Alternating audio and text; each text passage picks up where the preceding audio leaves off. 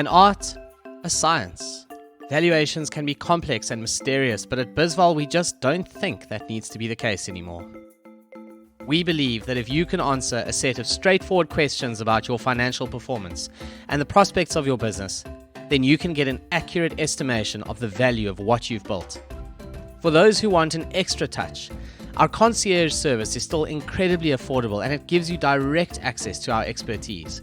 Now, in many cases, our valuations cost less than 10% of what you would pay elsewhere for a professional services firm. And best of all, we usually get to a similar answer. Visit bizval.co, where you'll quickly learn that we value your company. Welcome to this episode of the bizval podcast. It's really good to have you here. And we use this podcast to chat to real-world entrepreneurs who have used the platform or just gotten to know us through bizval. And they've built businesses in a country where, let's face it, it's not the easiest thing to do. And sometimes you end up building a business to address one of the issues that the country is facing. And that's, I think, what makes greenhouse energy so interesting. So Craig Herbst, Graham Jones, welcome to what I believe is your guys' first ever podcast appearance. So a nice first for you. And we're certainly excited to have you here. Well, thank you very much. Thank you for having us. It's a pleasure. So I think the first question I have to ask you, because this is something that I'm personally very interested in, because I've done this before myself a few times with varying degrees of success and failure. Starting a business with a friend is not easy. And if I read the story on the website, it sounds like that has been the case here. So I'm just curious, going all the way back to when you started this thing, how did you make it work starting the business as friends? Because I think the biggest issue is in any business, you need to learn how to disagree, right? And kind of move on from that. So I'm very curious what your experiences have been starting a business as mates. Whose idea was it? Was it tough to persuade the other? And how long did it take until that first argument, which must have happened? Yeah, it's a very good question. We managed to have very robust discussions. Let's put it that way. To be kind. It's the politically correct way to say a structured fight. Yes, exactly right. So, yeah, it was quite some years ago. We were wondering what to do with our lives. I was coming out of corporate. Craig was still in a corporate position, and he was in his spare time doing some interesting research and assistance to friends. I thought in the energy space, and I said, well, this is, and we're talking some 14, 15 years ago. So this is really where we should be. This is the thing of the future, and it took us a year or so to get our act together. For Craig to get in the same space as I was, and me to get in the same space as he was, and we took it forward and didn't look back. Certainly, I think early days, the fact that we were friends was a plus. We had a tiny little two-man bucky that we would travel all over the country in, which was very uncomfortable, and we were very shoulder to shoulder. And we go and apply our trade and our knowledge to people as far as Cape Town and around Gauteng. Once you've road tripped the entire N1 in a two-man bucky, if you had any differences you need to sort out, I feel like you've solved them long before Bloemfontein, let alone some of the prettier parts. No, trust me. Without aircon, definitely an aggravating factor. But yeah, picking up from where Graham's left off there, I think if we had to describe our relationship now after all of these years, it's probably evolved beyond a friendship and is probably as close to a marriage as would make our wives uncomfortable. And I think, you hinted at it, you have to learn how to fight. And I think we do that well. We've kind of come from a background of combat, as it happens. One of the things that actually we did together before we started this business was to train karate. But I think bringing it into the business environment, we do refrain from physical violence most of the time. But importantly, just like a married couple, you've got to be able to get the stuff out and deal with it. And I think that's been one of our success stories, is that we have never kept any issues of difference bottled up, and are absolutely able to go at it hammer and tongs and get stuff resolved. So that's been absolutely key. Yeah. Oh, well done. Yeah, It's I not think easy. throughout our business as well, we've always looked at people, like-minded people, and people like us. We have to have, and we have to have had similar values, and that's something that we've shared. So we have a very, while we might have a different approach or a different idea, we have very similar values, and those will not be compromised. Yeah, that sounds about right. I think when you start a business with a friend, you need to go into it knowing your relationship with that person is going to change. It's either going to get weirdly strong, which it sounds like what's happened here, or it's going to ruin your friendship. Those are kind of the two outcomes. I think it's quite difficult. If it's just someone you know socially, that is very different to starting a business. Talking about the rugby around the bra is not the same as hammering out next month's budget and what happens when this cash flow is late and how dare you get that wrong. And yeah, so, I think that's important advice for anyone thinking about this kind of thing. No, we've had to accept the fact that Craig is going to be making mistakes, and we deal with them. Exactly. At least one of you has to make mistakes of some kind or another. So speaking of people in the business, and you've kind of alluded to it, people who share your values, etc., and that is super, super important. So in my life as the finance ghost, it's very much a one-man band in most of what I do. I'm starting to bring people into the business, and it's been hard because it's figuring out what you can scale, like what can you outsource. I think the big problem as an entrepreneur is you've kind of built this thing from scratch, so you know how to do everything in the business, and you have to learn which pieces to start to let go, because otherwise you can never grow. The only finite resource in this world is time. So how long did it take before you guys had graduated from rubbing shoulders all the way down the N1 through to actually having, a team of people? And I'm sure you bumped your head along the way with either the wrong people or just not getting the structure quite right. For us, we approach this as how can we address problems. So having engineering type of mind, it was about, rather than product focused, it was more solution centric, and to give up that position to have somebody else come in and do that work, where we knew that we could, any good or bad quality was as a result of what we did. It was a very tough thing to do, and to give up and delegate stuff to staff was very tricky. And as you allude to, anybody who goes through this sort of process, we've had good and better and worse employees. We've managed to prevail, and a lot of fantastic people have come through or are still with our organization, and we're very proud of that.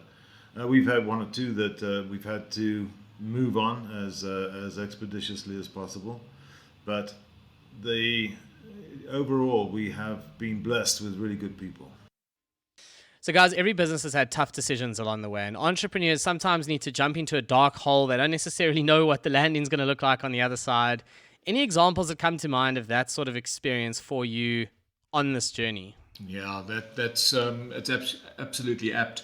Around the end of 2018, we were analyzing our business and trying to understand, what was making us money, what was exposing us to risk, etc. And the scary conclusion that we arrived at was that there was actually a pretty small portion of our business that was relatively profitable and where we saw future potential, and that being the power side of things, which is where we are today. But at that point in time, around 60 or 70% of what we were doing, and it was a business stream that was really guaranteed and coming to us on a recurring basis, did really not look like the kind of line that we wanted to be in. And we literally took a decision at the end of 2018 to walk away from about 60% of what we had been doing historically. And that was pretty terrifying. Yeah, that is very brave. In retrospect, Very, very brave indeed. But yeah, in retrospect, it certainly has paid the dividends. There was no second guessing, and I guess we were fortunate in terms of timing and circumstance because it was right at a time when load shedding became particularly prevalent, and demand for what we were doing was fortunately strong. And yeah, so we never looked back, and we've really built on that. But yeah, at the time, it really did take a couple of soul-searching moments, and it was a pretty scary beginning to 2019 going in, and something as well which we weren't used to was telling customers that we were no longer able to offer them what they got from us in the past. That was a skill that we needed to learn. 100%. Turning down money is one of the hardest things for an entrepreneur to get his or her head around, without a doubt. Well, certainly for me in the sales position, if you like, that was just that was soul destroying, but it was absolutely the right decision. But it can be tough to make a decision like that, to give up that certainty was a scary thing. I can believe it. Very, very brave and well done. I mean, it certainly has, paid off for you guys. The people in Silicon Valley with perfect facial hair would call that a pivot. But I think when you're not running a sort of tech app startup, then it's just called real life, where sometimes you have to make these tough decisions when you've been in business for a long time and react to a change in the market or in products or in demand or whatever it is, and make brave choices. People forget how hard that is. Everyone looks at a successful business owner and goes, oh, that's easy. Look at all that money. I could do that. But very few people understand what's actually happened in the background to get there. Many people come to us and say, oh, well, you're so lucky to be in this business. And that probably is true now. But the decision and the decisions were taken many years ago. And it's been years of some really hard slog, to make sure that we've established ourselves technically, incredibly, and just reputationally in the sector. So people do come to us and do understand our value proposition. So it's not been without a lot of work.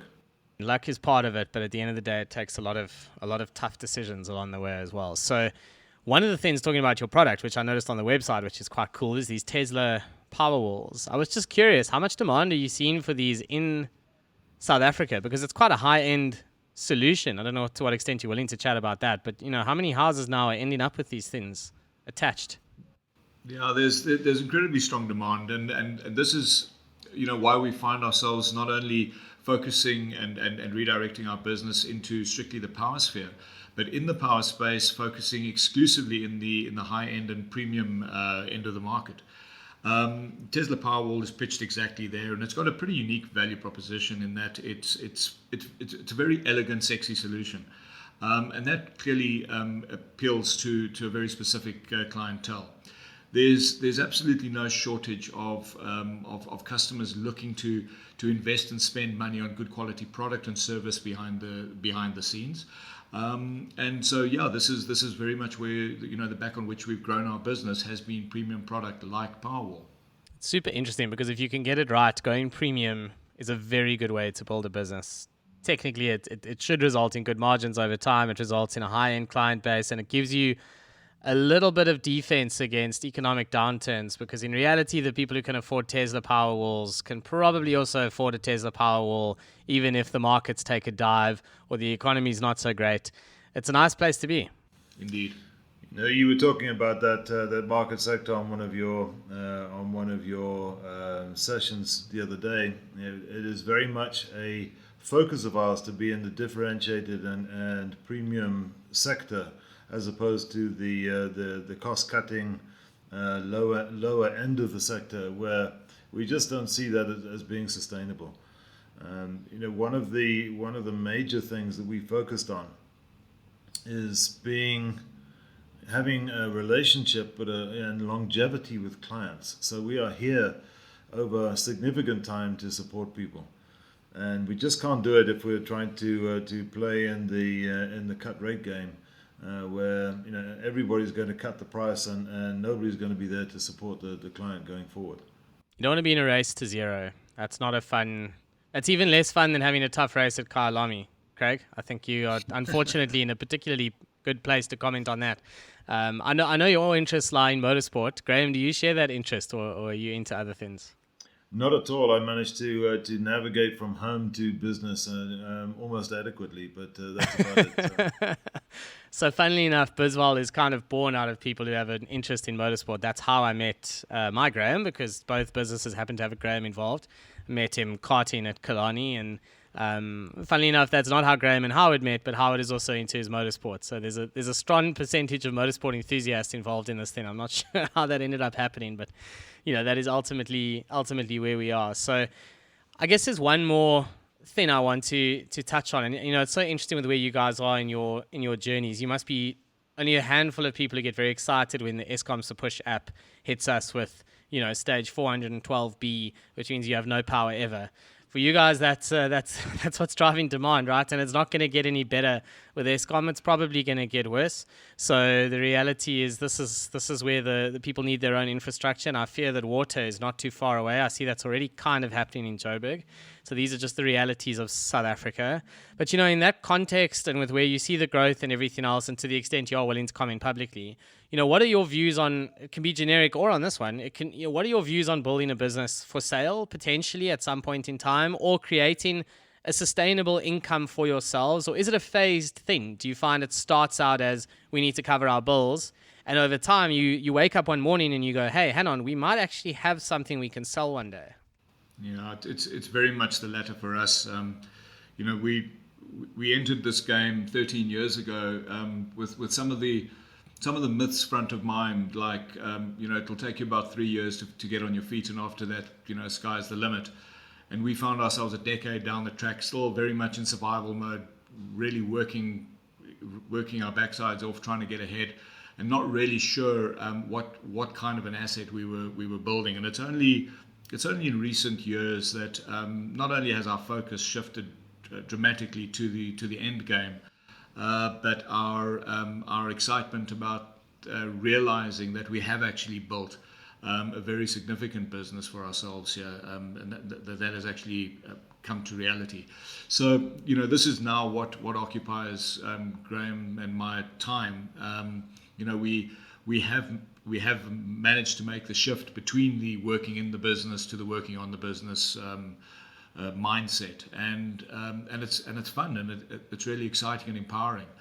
And partnering with guys like yourselves at bizval to understand where we're at. It's the ultimate metric, is what is our business worth, and then understanding what levers we need to pull to absolutely maximize that. So yeah, we're getting on. Graham had his 60th birthday this year. I'm a couple of years behind him, and but both of us have got no ambition to be slaving away unnecessarily. We have a lot of fun at this game, but we also want to be able to go and enjoy our freedom and our retirement at some point. So building the business to be an asset to look after us in our twilight years is now first and foremost in our minds.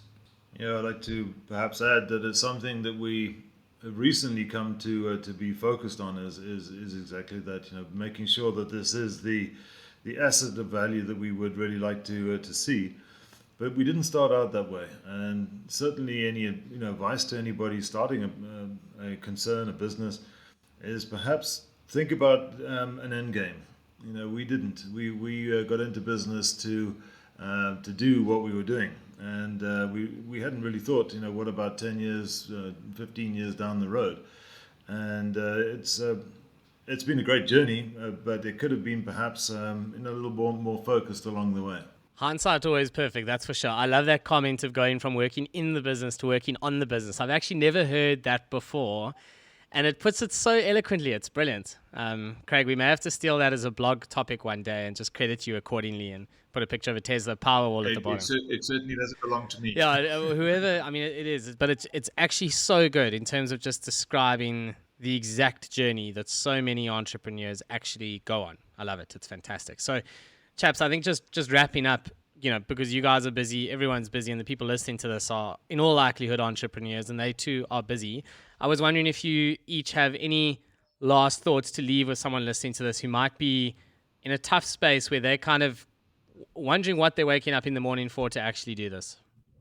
Yeah, I've probably got two things I would say. The first is that if you find it tougher than you expected, you're probably in good company, and you've just got to keep your head down and keep going. The second thing, though, is you really do need to choose your frame of mind, and to decide to make it fun. And despite the fact that it's full of challenges, I think one of the things that gets Graham and I up every morning and coming to work is that this is for us fun, and we enjoy getting into the office and interacting and literally trying to have fun building this business. And if you can do that, then I think it's a great process. Yeah, from my side, I think I was going to say the fun angle is very important. I don't want to be here and I don't want any of our staff to be here on a grudge basis. I want people to be here who want to be here, and we want to be here. We're having fun. We try to make it somewhat lighthearted. There are always the difficult business decisions and stuff that needs to be done, but it can be done lightheartedly and in a pleasant way. I think the other thing is just you've got to have your values and stick with values, and don't compromise what it is that you want to achieve. I think that's all really sound advice, guys. Thank you so much for your time and for sharing these insights with other, bizval listeners, users of the platform, etc. Thank you for trying out the platform. I hope you learned something from it and got something you can use going forward. And we certainly hope you'll do it again as you carry on this journey. So thank you very much for your time. All the best. And to our listeners, if you are tired of load shedding, then visit Greenhouse Energy. Go and check out their website. You've heard from the guys. You know how they operate. It's a proper business. And I think there are probably a lot of sharks out there at the moment who have kind of come into this industry because it's opportunistic. So it's really good to speak to people who have been in it for a long time, because it just gives that sense of credibility and experience that any of these kind of hot industries at the moment seem to lack. So congrats, guys. Well done on building what you've built, and all the best for the rest of load shedding, aka sadly the next decade. Yeah, thank you very much. Thank you, guys, and appreciate the interaction. Thank you.